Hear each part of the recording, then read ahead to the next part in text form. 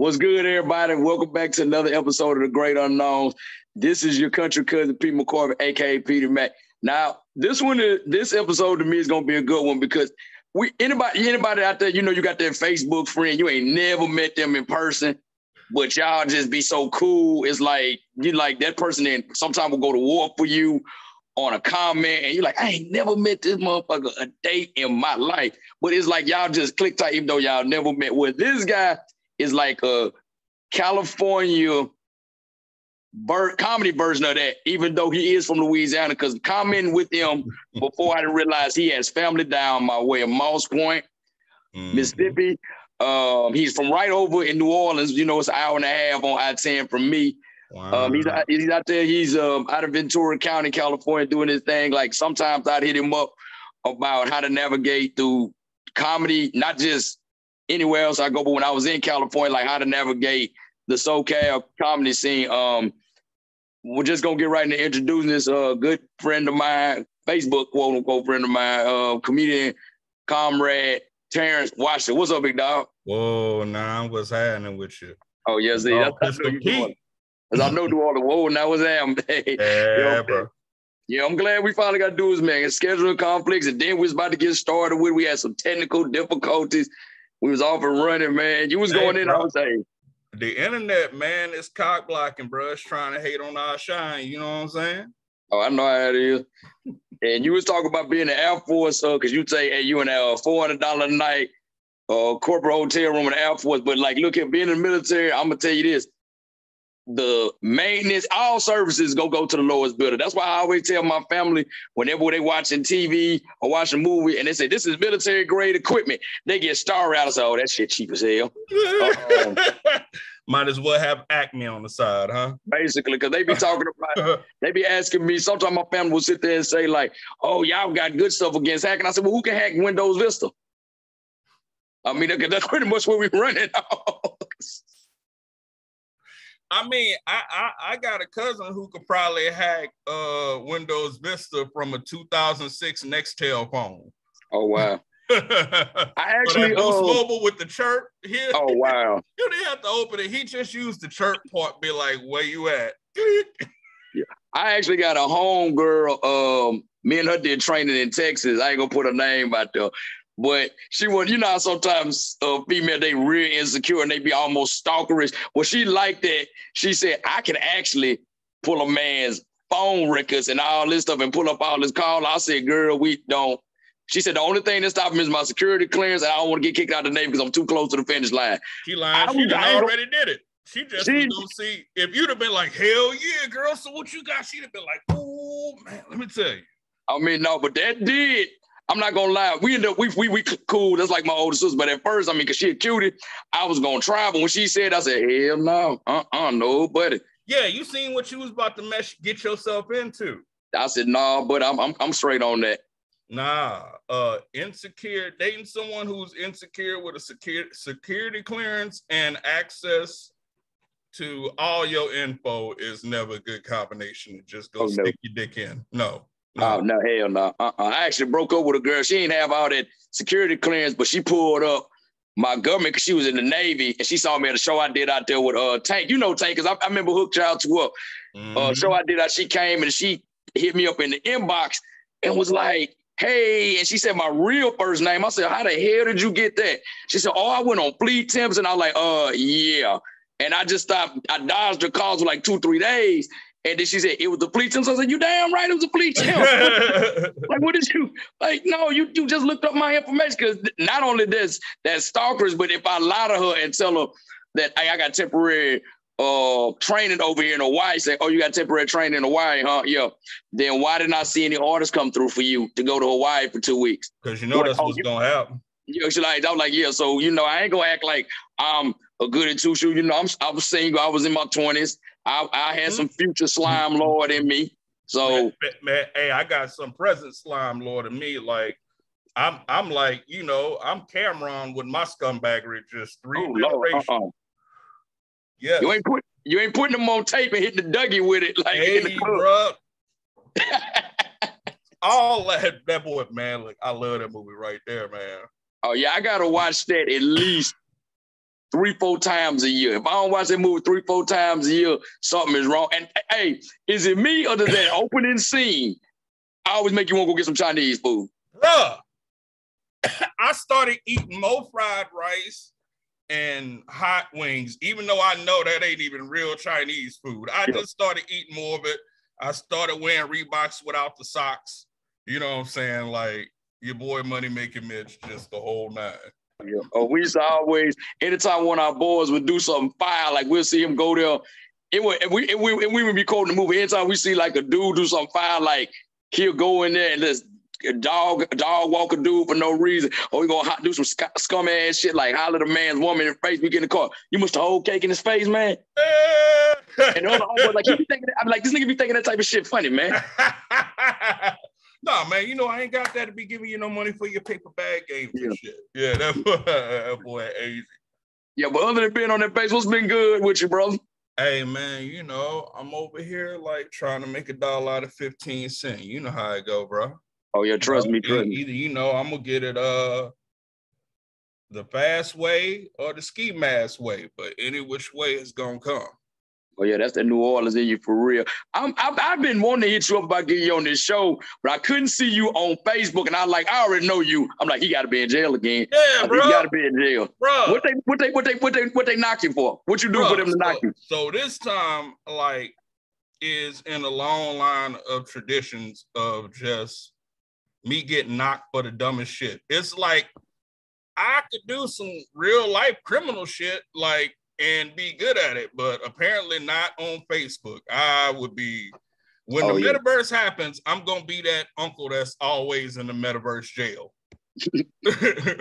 Get ready to block your phone on the metaverse, all right? Because I'm going to just run your metaverse phone bill all the way up with collect calls about nothing. I feel you. Yeah, hey man, but now I did see before you went to jail, you was out in North Dakota. Yeah, you was doing out there in North Dakota. Bro, I was out there getting the bag, man, and looking for moose. Moose. You went all the way. You could have just went up to Oregon or Washington. You didn't have to go clear across the country to go get no moose. I mean, I want to go someplace where I'm not scared of the crazy methed out white people wandering around us. So it's like, nah, I'm good. Like Oregon, like Portland is what happens when you get poor white people that try to gentrify an area. You know what I'm saying? Like, you can't gentrify nothing on $862 a month in government aid. That shit. Yeah. I don't know, but I mean, I always thought North Dakota would have had like milk because it don't really seem like it's shit to do out there. Hey, so. You know what though? It's funny because, you know, we both country niggas, you know what I'm saying? We both Southern cats. And it's like, they remind you of like, if the crazy white dude down south who, if instead of just like trying to sell moonshine and weed, he got an oil job up north. Oh, okay. And yeah, like they cool. Hey, bro, they got, you want to talk about some guns? These motherfuckers ain't have just a gun. They didn't have a gun rack. They didn't have a gun safe. These motherfuckers had a gun room, a whole entire bedroom that they converted into like a armory. Oh, wow. They had one cat, he had a room, like a 5-bedroom house, and he had one room just where he would reload his ammo. Yeah. Like there's nothing but bullets. That's all he had in that one room. Not guns and bullets, but there's nothing but just rounds. Yes. Bullets, charge, and casings.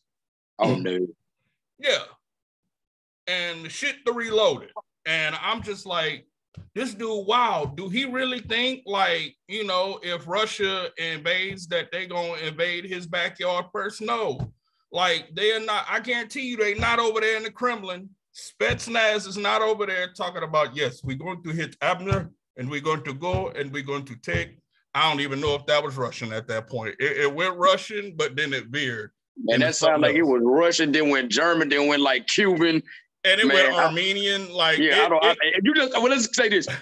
No one particular European is gonna feel offended because you hit the whole damn continent. Oh, I hit them all. I hit all of Europe with that. So somebody can watch this, be like, he's making fun of Armenians in the Yugoslavians. Like, well, he did us too. Yeah, I know. Croatians be like, shit, he did us. Yeah, exactly. Oh man, that's hilarious. But nah, it's like just pretty much just one of those things where it's I'm go ahead, man. No, I was gonna ask you, like, did you hit stages while you was out there? I mean, they got a comedy scene out there, like.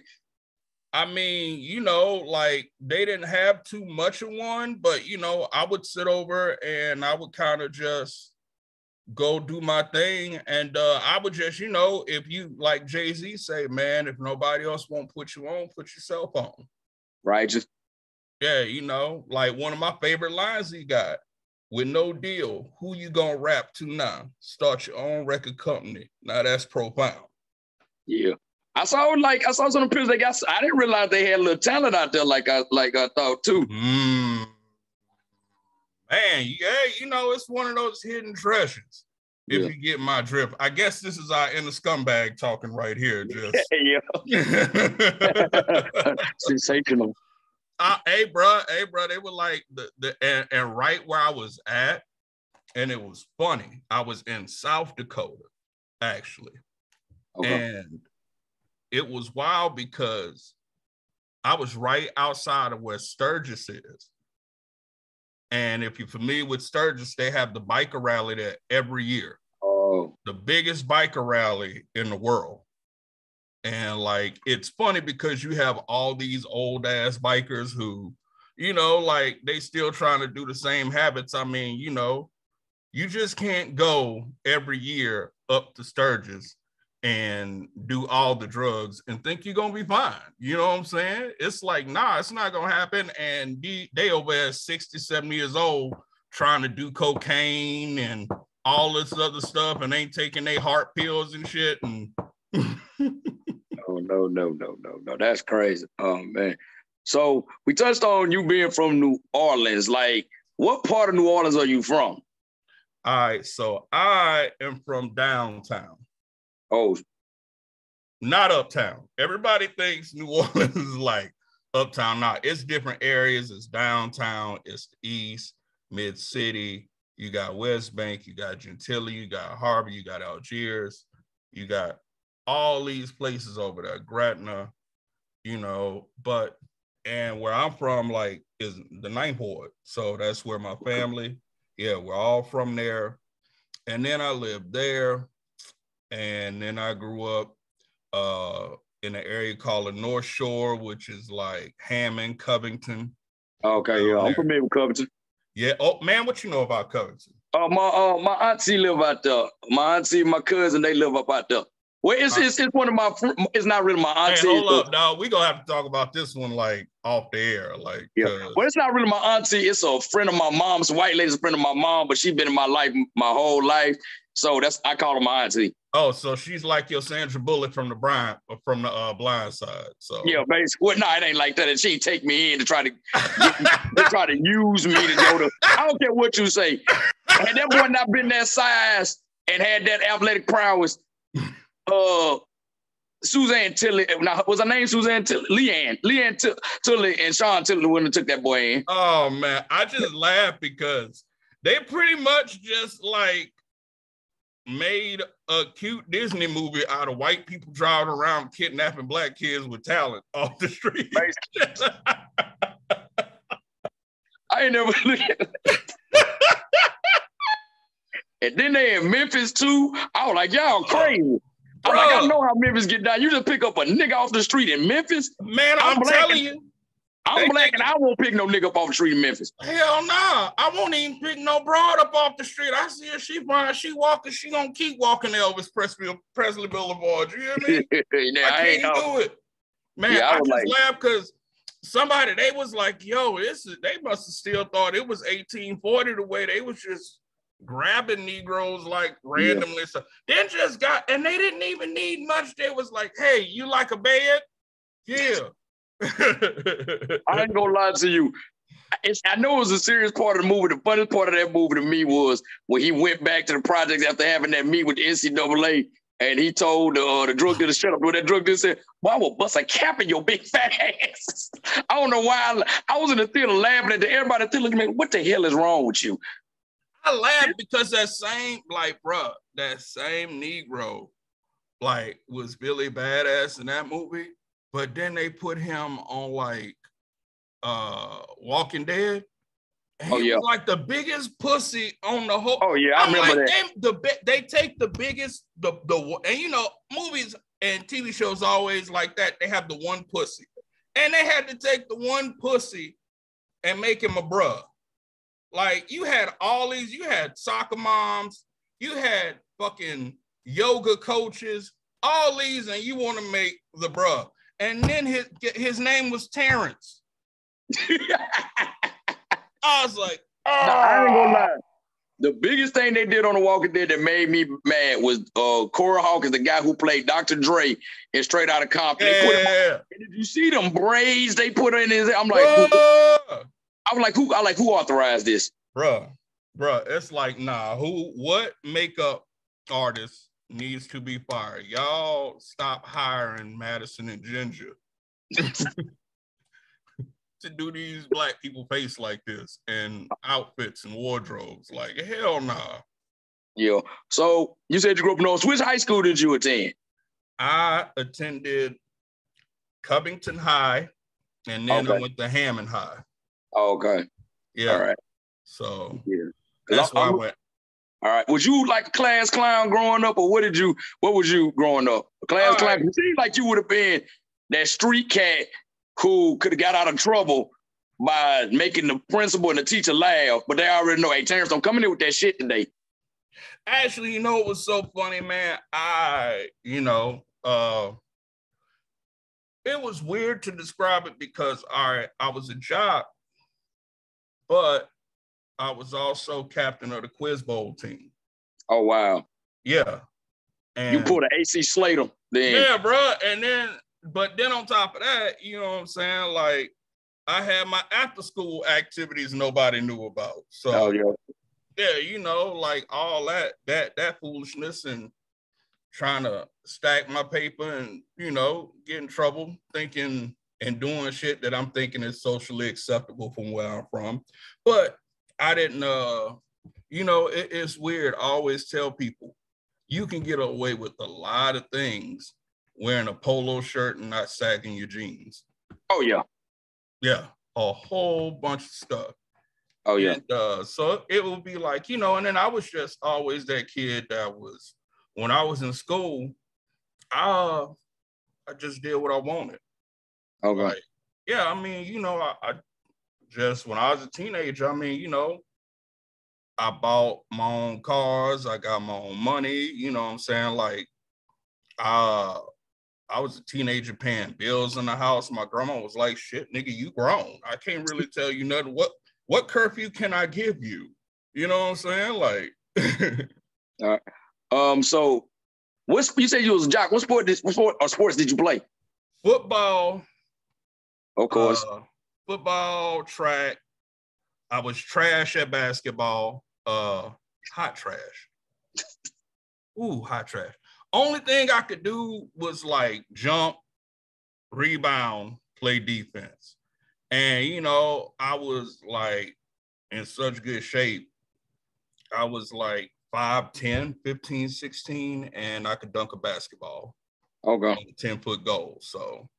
All right. Well, you said you was out there in the streets getting it how you get. Obviously, you left it alone because now you in the tech field. What was it while you was out there doing what you were doing that made me say, I gotta leave this shit alone? I'm tired. There's at least I gotta like tone it down. Oh man, like, I mean, shit. I mean, do you want like the serious story, or do you want what we doing here? Like, cause hey man, hey, do you? I mean, yeah. You know, it was like I had, you know, the different little things like watching my partners get fucked over in the game, and you know, like, motherfucker, when fiends start beating you out of shit, it's time. Hey, a cluck. Yeah. Put that work on you. Man, look, when your win-loss record against a clucker look like Glass Joe, the first dude, and like the punch out. Texas punch out, you 1-99 against cluckers, like, nah, man, you done took way too many shorts in your career to be redeemed. Like, go get a job, sir. Okay.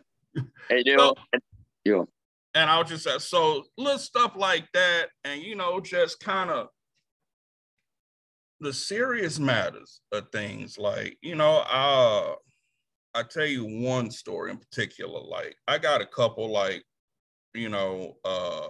first time I slowed down was my cousin I was coming back from Baton Rouge, and my cousin, he that was my hustling partner. And like, nobody ever suspected him. And as a matter of fact, the irony is he was over here in Pomona and South Central getting in trouble. Like, because he was over here banging and shit. And my family, like my aunt and my uncle Anthony, shipped him back down south, thinking it was slow and that would keep him out of trouble. Mm-hmm. Exactly. Bruh. You from South Central to New Orleans? Yeah, like not even that's New Orleans, a lateral like move. The outskirts of New Orleans, because this was right after Katrina. Oh no! Oh Lord, no! It was they was up and stuck then. Yeah, bro. So it was like, nah, bro, and it was just he and again, it was like, just we would always do shit. I was always one of them kids who I did my dirt, and I got, I do shit, but nobody never tripped on me because I always dressed like Carlton Banks. You know what I'm saying? I'd be in polos and this, that, and the third. And, just I always was just chill and laid back about my business. And just really wasn't on Front Street with it. And,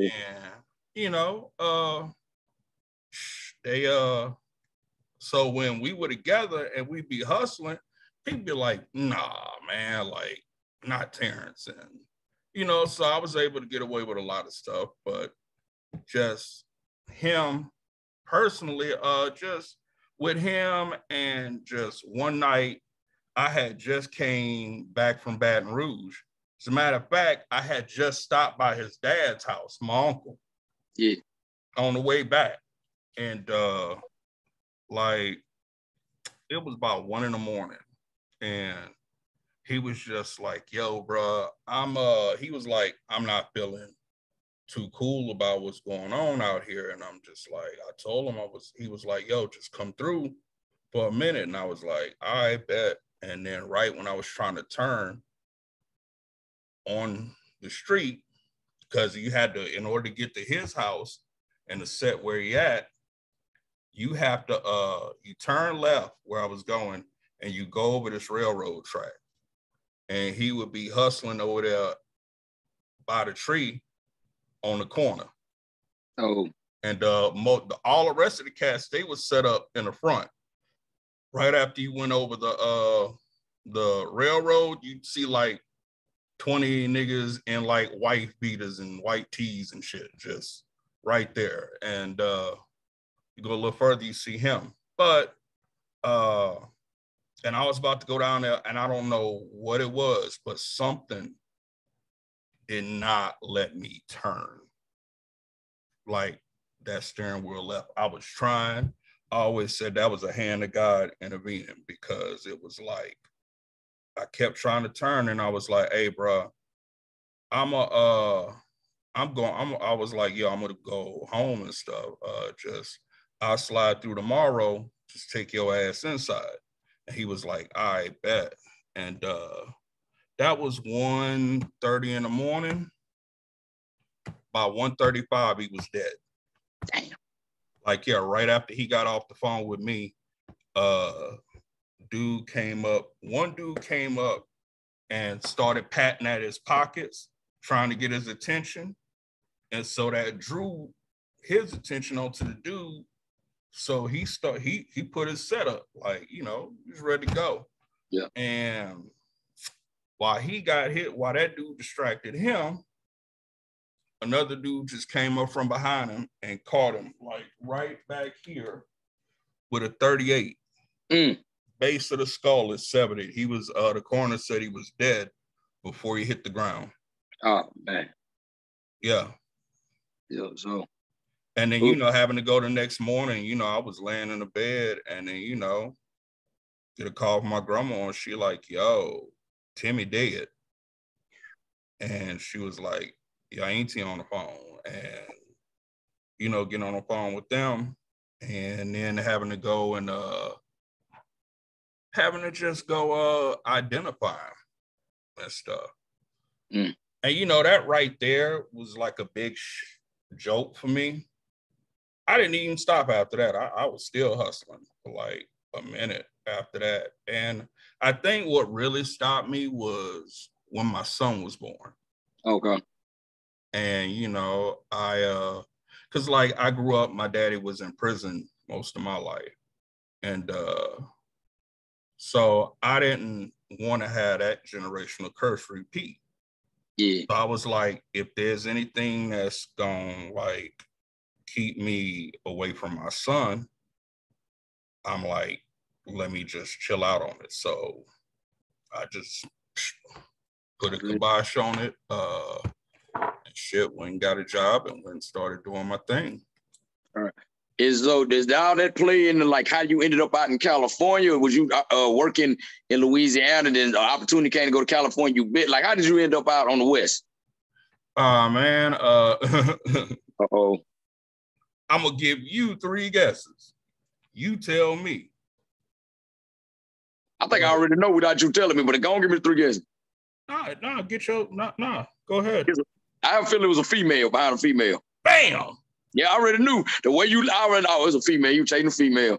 Yeah, you know, I like what she was putting down, and you know, she was like, "Hey, you need to go ahead, come slide out here and see me." And, you know, I was like, "All right, bet. I ain't never been out to Cali before." Yeah, you know what I'm saying? Yeah, you know, I'm a little country cousin. I don't know no better. And so slide over there, and dude, I liked it. You know what I'm saying? Like me and a little chick, we didn't work out, but you know, I was like, man, I'm here, so I'm gonna make the most of this. I feel. Were you already doing comedy by that time, or did you start once you got out there? When did you start? Oh no, I started once I got out here. Okay, well that's perfect, Dan, perfect. So when was the first time you touched the mic, and where was that at? Oh man, that was Ventura Harbor Comedy Club. Okay. January 6, 2015. Okay. Yeah, and been loving it ever since, man. As a matter of fact, all I know is I don't even remember my set because I blacked out at one point. But all I know when I came to, the people was clapping and the host of me was like, "Hey man, good job. You're a real good writer." I was like, okay, that's what's up. And then I realized, I'm like, damn, all right, let me get the hell up out of here. And I just flew up out of there, man. But ever since that day, like once I came down in that feeling, man, I have been chasing that one ever since. Oh yeah. You know how that go. And yeah, and now you pretty much running that because ever since I've known you on Facebook, I just always see you and Ventura Comedy Harbor all the time. Like I told you, we talked about this the other day. We talked on the phone. I was going come up there when we came up there to the CB base. My ship came up to the CB base in 2017. I was talking to Terrance, but then I had a little situation to go on. I ended up getting me a Dear John text. Oh and that kind of shit, you remember that happened? Yeah, I do. Oh man, because one night I got off of work late. I remember one night I got off of work late because I said, "Hey, you gonna be able to follow to us?" I said, "Nah, bro, I didn't got off work late." And I said, "Two, I said I'm feeling some type of way." I said, "My old lady just called a quiz with me, so I'm gonna go get drunk and I'm gonna go bring my ass back to the ship." I know that's right. Yeah, because I was trying to get up to go get on stage, but I already know I already missed the pocket to get on stage. And I'm like, man, I don't feel like laughing tonight. I'm just trying to drink my sorrows away, give me a burger, and bring my ass right back on to the USS Do It, and then wake up and go to work and knock these 3 days out to go back down to San Diego. I got a question. where you just came out the womb, just like born a nigga's cool uncle or what? Because it was like, you always seemed like, even when you was 7, you was just like the cool ass uncle, even on the playground and shit. Just, you know what I'm saying? You over there sipping like a grape juice box and shit, hand in your pocket, like jingling change or whatever. I don't. Well, my friends always say that, like, even now that I got old, my friends like, bro, you always act like an old man. You always move like one. I was raised around old people. I mean, now granted. Oh, I get it. Now, granted, I mean, I was not exposed to, like, I mean, I snuck and watched like Comic View and like BMTV. I was up on rap. I was up on all that. Hell, I'm watching Boys in the Hood and Juice when I should have been with my brothers, but like all my people are older. So I had an older type of swag and mentality about me. So like even now, because I joined the Navy older, I'm called Unc. All my people call me Unc. Like I used to hate that because I'm the one that's got to sit there and be the voice of reason. Because, you know, sometimes I might be trying to get at a chick, trying to get laid, and then my little youngest out here, somebody, Johnson outside doing, God damn it. All right, baby, hold on. Hey, what's going on now? Y'all stop that shit now.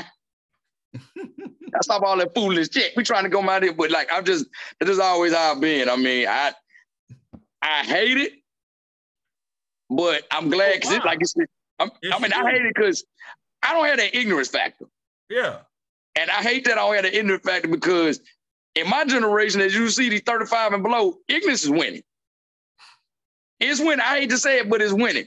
And some stuff that people do, like even some of the chicks I mess with, like the last relationship I had, old girl's friend, because me and her friend still cool, and maybe it had to do with something because I smashed her when me and the old girl broke up.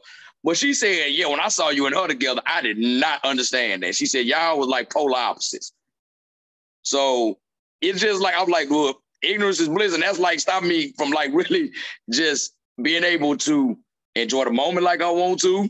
Mm-hmm. But because like, I'm just, all my friends, they just stuck in the ignorance. I'm like, these fools don't realize we are in a danger zone right now. Like this could go left so quick. And everybody, man, whatever, you stop worrying. You just all that stuff. You act like such an old man. I'm like, and then sure enough, shit'll go left. And I'll be sitting there like, what I tell you? What I tell you? Mm-hmm. You know how your uncle used to be? Remember how your uncle used to be like, if you get bailed out of jail, your uncle sitting there, he ain't gonna talk crap. He's gonna be sitting right there with a cigarette and his Colt 45. What I tell you? Mm-hmm. They ain't gonna lecture you. What it's about. You see what the white folks about now, don't you? Yeah, they ain't gonna lecture you. Mm-hmm. They ain't gonna lecture you though. Like if you get your ass whooped, you're talking all that shit, and you found somebody who ain't want to hear it, didn't you? Look at that. That's why y'all closed right now. That's you can't see. You can't see what I'm talking about, can you? Oh, now you gonna walk away. Now your feelings hurt. Oh man. Yeah. That's what I'm talking about. Yeah, it's that, man. I love it. Then I was over here mad as shit. Still hot because this hot country I am. I found a Caprice over here and was straight up about yeah. See, your eyes perked up. You know, because it's funny you say that because I seen one like 2 weeks ago. Because I live in Tacoma. I'm 2 blocks away from the county building. Oh, okay. So I know that's a dope, but you don't see Caprice like that. And that road in front of the county building is like the busiest road in Tacoma. Yeah. Well, I almost caused a traffic jam, and it was like 96 SS purple. Oh, no, it get better on choppers. Oh, I had seen that because my brother had it. I mean, my brother had one on choppers. They weren't the same type of choppers as my brother. R.I.P. to him. But I had seen. I'm just driving, and I saw it. I hit the brakes. And the dude, he had his horn behind me, and he had a bourbon. He had some bourbon. So that'd have been over for my little Honda. But I had seen that. Yeah. And I just like, ooh. And I had to make sure Buddy wasn't in there because, that's a cardinal sin. You don't look at no dope boy car. Because obviously that dude dope boy. You don't like look. But I had to make sure. I was like, I hope that dude ain't in there. And I drove by like, ooh. It was like how Dre looked on the watch when he saw old girl. He went, ooh. So, but you said you saw Caprice, what happened? Yeah, bro. And nah, man, because I was gonna go over there because I was in between like calls and everything. And I was I was just trying to go and see what he wanted for it. They had a sale sign on it, the whole nine. And I just went back looking for it, man, and I ain't found it. So I'm so drove. I'm 38 high, man. Like, oh bro. God, yes. I love that. Yes, I've been saying that out here to people, and they don't know what it means. Yeah, and they don't know what it means out here either. No, because I remember I said it in Cali, and I said like 2 weeks ago, because I was on a date, and the chick I've been talking to, and the wait, the game don't stop. Look, hey, even when I break up, let me tell you something. I told one of my friends that when I broke up with old girl in Cali, like right after that happened, I told you. And my boy said, "What you doing?" I said, "Oh man, I'm at this chick house. I'm finna go get it in." My boy like, "But I thought you broke up with old girl." I said, "I'm heartbroken, nigga. I ain't dead." I said, "I'm heartbroken. I ain't dead." Oh, that's funny as shit. But we out, and our waitress was like being real rude. And I told my date, I said, "Ooh, this chick is making me 38 hot." And she was like, "What?" I like, "Oh, down south, I said, we pissed. I said, I'm talking about we pissed off the high level festivity. I said, we say we 30. I said, if you ever see somebody say they 38 hot, you need to leave them alone and let them cool down." She was like, "Well, what does it mean to be 38 hot or something?" I said, "My guess is after 38 they've been fired, and that's how hot it is." I said, I don't know. I said, or you could be pissed off at 38 degrees. I said, we don't know. I said, nobody can tell me that. Oh, I said, you so hot, you pull a 38 out your pocket and go deal with it. Yeah. I said, so 38 I can be in there. I said, I told, you got family down south here. I said, if you hear one of your cousins say he 38 hot, get them out of that situation they in, because most likely one of y'all going to jail. One of y'all, if not all, y'all going to jail. Yeah, somebody gonna have to cough up some bail money at that point. Yeah. So somebody gonna have to start making some fish plates to raise some lawyer money. Yeah. You ain't lying. Or that'll do like my parents say, "Nah, you're gonna sit your ass in there into the arraignment." Bruh. You're gonna sit there into the arraignment. I know man. That's one thing my family always say. They say, my dad was notorious, but my dad said this. He said, "There's two things I ain't gonna never bail you out of jail for."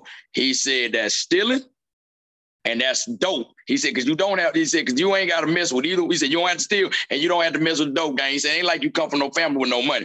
But I knew my dad, because my dad an old school player. So I said this. I said, what if I was like domestic violence? He's like, "Son, I understand." He said, "Sometimes, you know," he said, it ain't right. He said, "It ain't right to go upside a bitch head."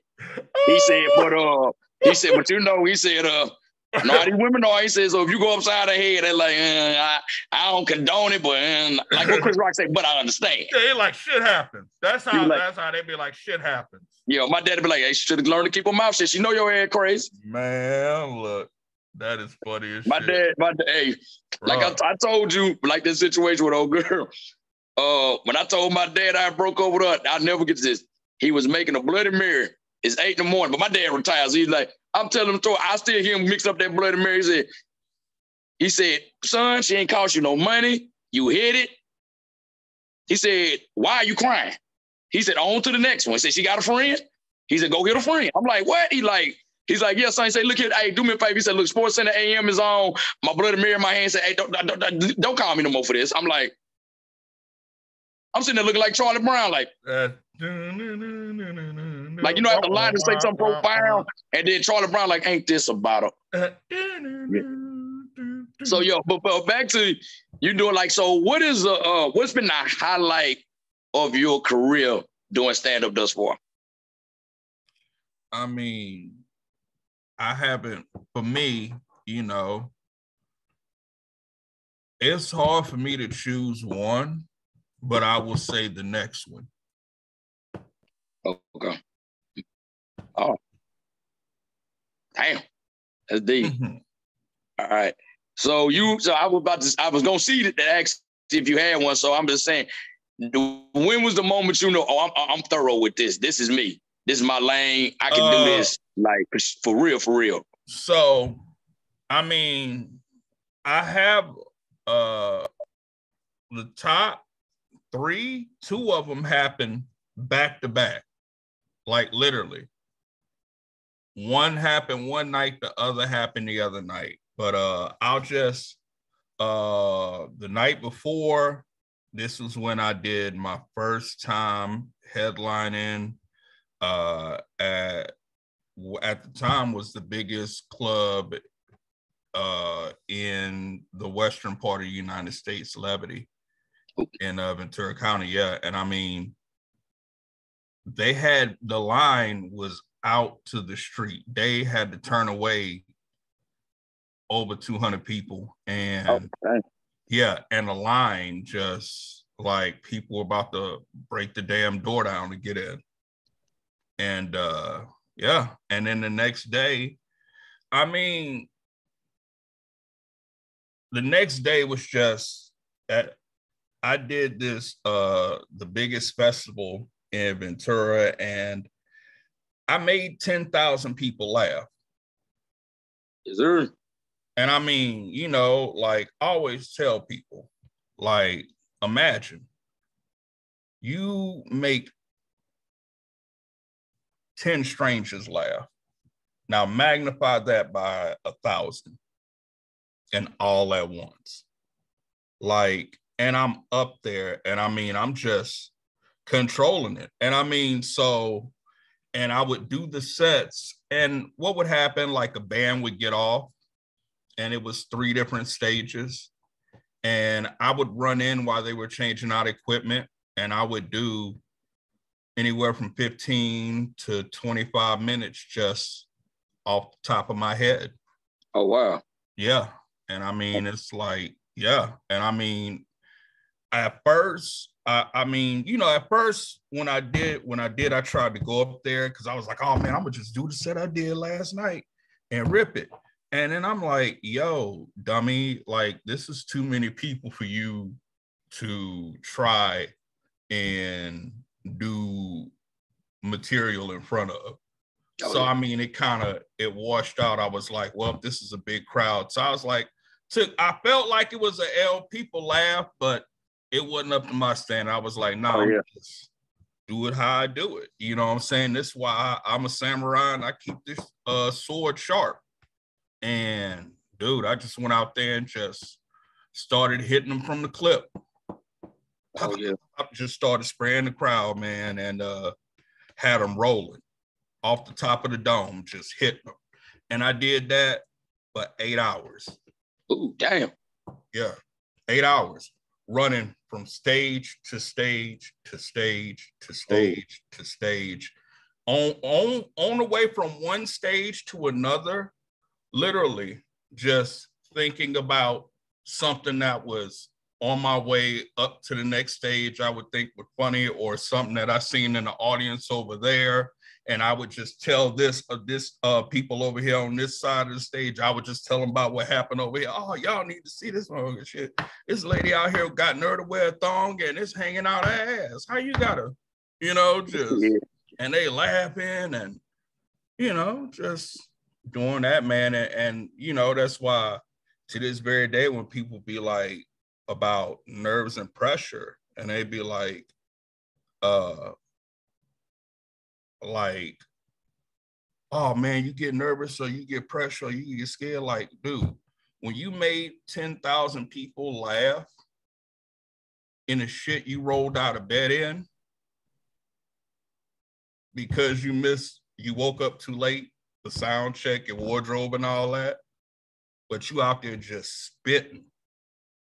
Like, bro, pressure's GPS is off. It don't know the way to your house. You know what I'm saying? Because at that point, what's pressure? Like, at that point, what is it? Like, dude, you do something like that, like me right now, I walk up to a girl right now, spit, shoot my shot, she reject me, I'd be like, cool, all right, little mama, take it easy. Because it's like, yo, after that, pressure, what's going to phase you? Exactly. So, yeah. So, what do you want your ultimate goal doing comedy? What's your like end game? What would you like to ultimately, your ultimate dream to get out of this game? That when it's all said and done, and my name is spoken from, and I gain king to pauper alike, And each person that speaks my name is spoken with reverence. Ooh, that's deep. And legend. Like, I want to go, when it's all said and done, I want it to be beyond legendary. I want it to be mythical. That's the one thing that's greater. Yeah, let me break this down now. You have legends, then you have myths. A legend is great, but a myth, that's the one thing about it. Everybody was there, but nobody can accurately tell and measure that person and how great they was when they seen it. Ooh. You think about Bo Jackson, prime example. All of Bo Jackson's speaks are mythical.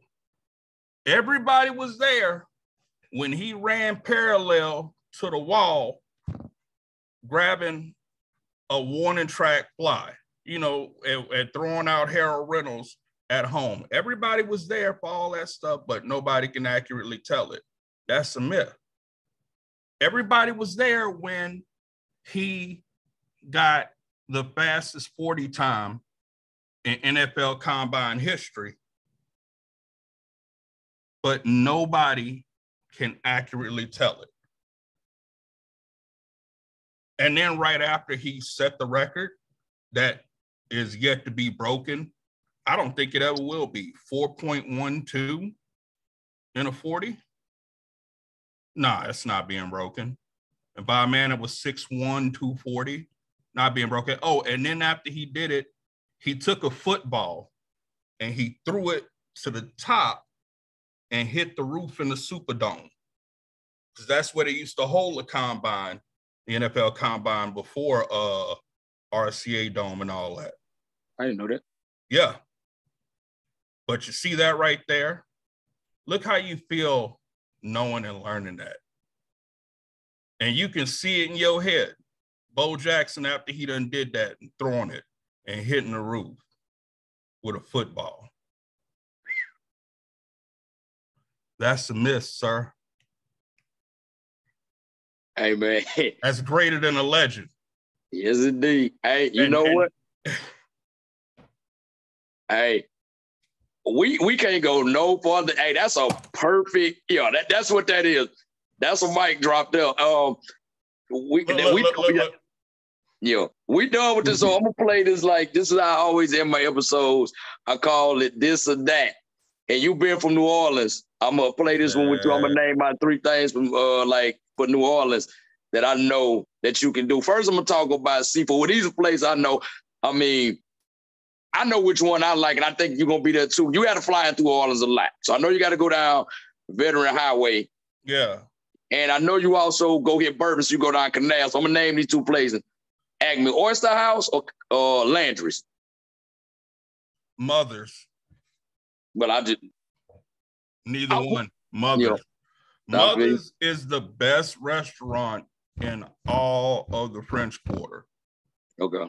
Whenever you go to the French Quarter and you want to go eat somewhere, go to Mother's Restaurant. And it's up in there. It's anywhere you go in Louisiana that they serve the food cafeteria style, and you in a suit and shit, and you got it like your tray and everything, and you look behind the counter, and it's a bunch of Black women who look like they back of their arm been breaking bread and shit right here. Yeah. So yeah, the food is fire, and they call everybody baby. I ain't gonna lie, I heard about that chicken in there. So you do. Man, it's there and Manchus are the 2 places I heard about that chicken. Yeah. Yeah, Manchus. I was trying to do seafood, because when you said Mother, I was like, damn it, I knew I should have said Mother's or Manchus. That's why I was mad at myself when you said, because I was like, I don't want to put him right there. And I said, let me just say, but hey. Nah, because you was afraid you was going to be like, oh, I don't know about that. Like, nah, give me Mother's. Like, nah, that's, no. No, I knew when you said Mother, that's why you saw my face, like, yep. I was like, oh, I ain't want to do it between there and Manchus. I was like, oh, this might, because people going to be listening, they were going to start a civil war about it. Now, the next one, we're going to talk about music. Cash Money or No Limit? Yeah. All right. Yeah. So I'm going to say it like this. Depends on what you're doing. Yeah. if you trying to go get it the ski mask way, you trying to go get amped up to go pull that cape off, you roll with the Tank. Oh, yeah.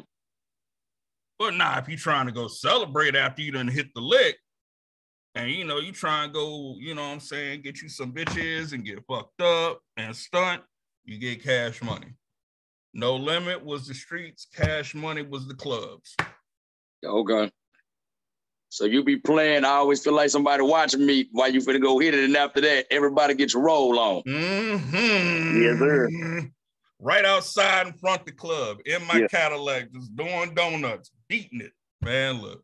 What baby say? I'm finna get ready to spin the cut, you dig? Yeah, business block, you dig? Yeah. All right, so the last one, because like you said, you played football. Louisiana, that's football country. Mm-hmm. And I know this one probably gonna be, so New Orleans Saints, LSU Tigers. Nah, you know what? It ain't even no choice. LSU Tigers, baby. Go Tigers. Go Tigers. Yeah. Yeah. Saints is cool, you know what I'm saying? But like, I mean, growing up, I just couldn't root for them because, you know, I grew up when they was terrible. So that paper bag. Man, yeah, the Aints. Come on, bro. Let me be honest with you. The Who Dat Nation didn't grow into that year y'all won the Super Bowl. Bro, thank you. Thank you. Everybody from Pensacola to Baton Rouge, all of a sudden, we the Who Dat Nation. I'm like, no, the hell y'all want. Half of y'all were Packers fans, half of y'all were Titans fans, half of y'all Cowboys fans, and half of y'all were Niners fans. Uh-huh. And about a handful of y'all were Steelers fans. When the hell all y'all started becoming Saints fans now? Exactly. I always call them out on that. And it's the ones. Like, now my dad, he's been one for years because he ain't got season tickets to the Dome.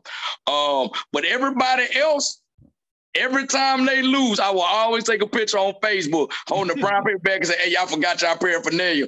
And I be catching so much hair, like my cousin be like, don't bring your ass back home for Christmas on leave. They be like, don't bring your ass back home. The only time I'm going to ever say that, like, and you're right, and see, because growing up, like, I was a Raider fan. Of course. You know what I'm saying? Yeah. So I mean, and it's like, you know, I'm ride or die with my team. You know what I'm saying? Like, they started sucking and the Saints started getting good. I'm not gonna just go bandwagon. Like, nah, it's Raider Nation for life. You know what I'm saying? That autumn winners are Raider. Man, look. Bill and Big and Bo, they're laughing, Quake, Sugar Quake, as he robs you of your gold. Come on now. Don't have me be the only one that does this. And look here, we are rivals. I'm a Broncos fan. But every time I hear that, I'll be like, I hate them motherfuckers, but damn it, they got one of the best songs in the league. And the song wasn't even written for y'all. Nah. It wasn't even written. It was just an NFL film song, but the Raiders took it and like trademarked and made it theirs. Yep. Kind of like how the Q's did with Atomic Dog. Oh, yeah, I keep forgetting. You a alpha, huh? Yeah, so and I love Atomic Dog. Every time that come on, I be like, oh God, Hey, bro. So and I'm gonna end it with this. I follow this Twitter page called HBCU Confessions. Yeah.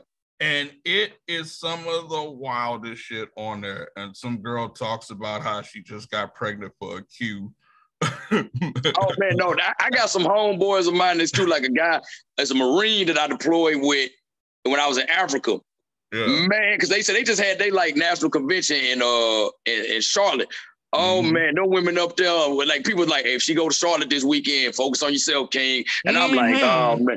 All I kept seeing all up and down my timeline was Charlotte this, Charlotte this, Charlotte this, Charlotte. I'm like, oh my God. Hey, man, you know what I'm saying? If she go her ass to Charlotte, you know where y'all stand. Yeah. So yeah, I was just like, That's your roommate that you smash every so often. Yeah, it's always it is like that. But like, you share that girl. Oh man, but no, man, I'm about to get up out of here. The weather finally cooled down. I'm gonna get in this cool Washington out. Thank you, Terrance Washington, for coming through. And you can find me, Terrance.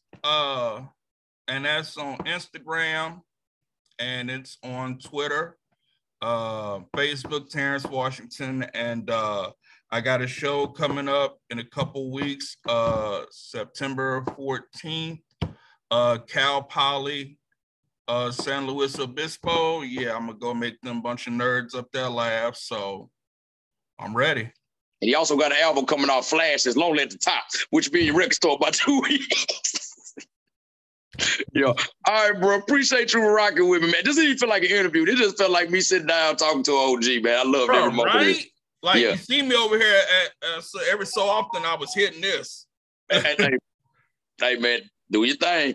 I mean, like, dude, I don't know who's gonna see this. You know what I'm saying? I don't want to be promoting nothing to like kids and shit. You know what I'm saying? Yeah, but you is on the base though, so. Yeah, exactly. Yeah, so but hey, look here, like we finna get up out, but like Norris said on Paid in Full, look here, I ain't seen you, you ain't seen me, man. So that you just showed me you be cool, how you be cool, bro.